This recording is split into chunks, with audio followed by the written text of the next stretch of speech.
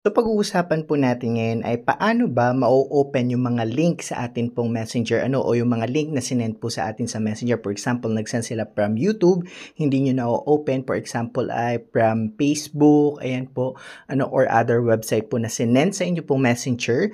Paano niyo po ba siya ma-o-open? Yun po ang pag-uusapan natin. Let's dive into it. Pasok po tayo sa ating pong Messenger. Open po natin yan. Of course, pag open mo yan, ayan, pag-open, ayan po, punta po kayo dito sa menu sa baba.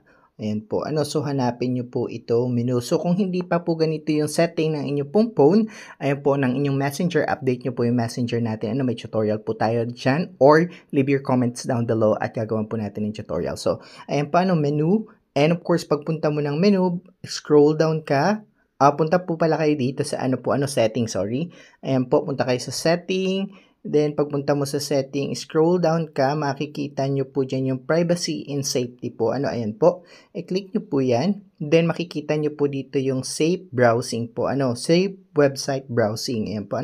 So, click nyo yan, makikita nyo po, naka-on po yung sa akin. Ibig sabihin, kahit anong link ang isend sa messenger ko ay na-open ko po. So, that's our tutorial. See you around. God bless you po. Thank you so much.